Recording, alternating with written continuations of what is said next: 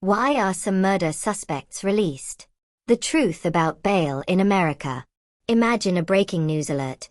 A man has been arrested for murder. The story dominates headlines. Police say they have a suspect.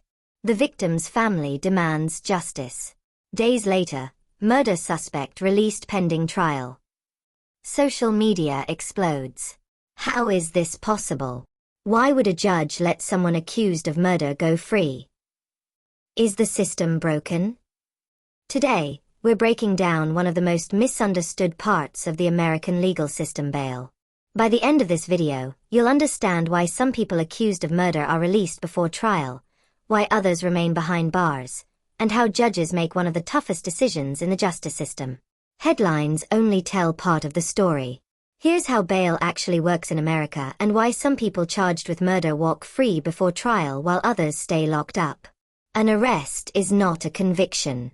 Police arrest when they believe they have enough evidence to charge someone. That person is still presumed innocent until proven guilty in court. This is a core constitutional protection, not a loophole. It prevents punishment before a full legal process.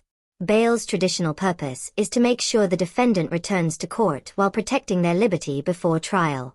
Release can involve cash, strict conditions, or sometimes no money at all depending on the jurisdiction. Many people assume murder charges automatically bar bail. The law is more nuanced. There is no single national bail system. Every state has its own rules. Federal courts have different ones. In some places, judges can deny bail outright for serious charges. In others, release is allowed if legal standards are met. Judges weigh multiple factors, not just the charge. They weigh the strength of the evidence at this early stage, defendant's history of violence, past failures to appear in court, community ties, family, job, roots, risk of intimidating witnesses, flight risk, danger to the public if released. These questions often matter as much as the accusation itself.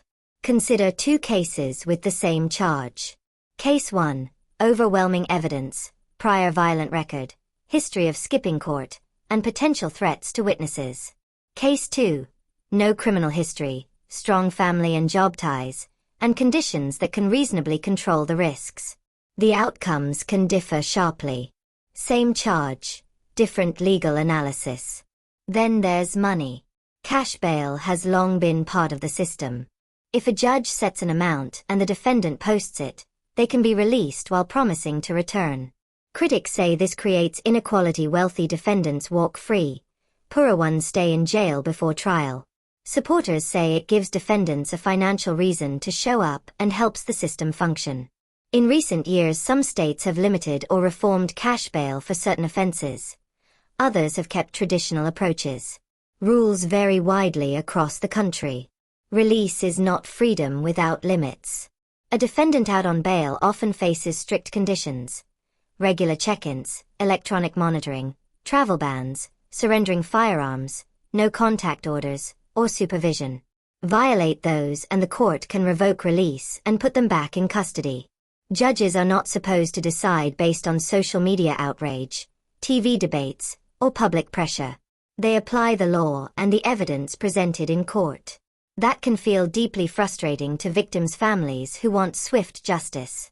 The system is designed to separate emotion from legal decision-making while protecting everyone's rights as the case moves toward trial. The prosecution must prove guilt beyond a reasonable doubt. The defense challenges the evidence. The judge applies the law. In many cases, a jury decides guilt. The system isn't perfect and doesn't always satisfy the public. It tries to balance public safety with constitutional rights. So the next time you see "murder suspect released pending trial," remember the headline is incomplete. The better questions are: why did the court release this person? Was the decision legally appropriate under the specific facts, evidence, and standards that applied?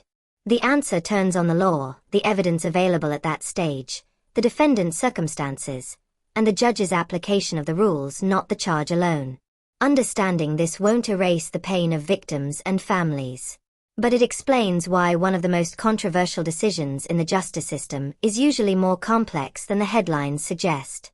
If you want more clear explanations of criminal law, your rights, and the stories behind major crime headlines, subscribe to Law and Life Advocate. Understanding the law isn't just for lawyers, it's for everyone.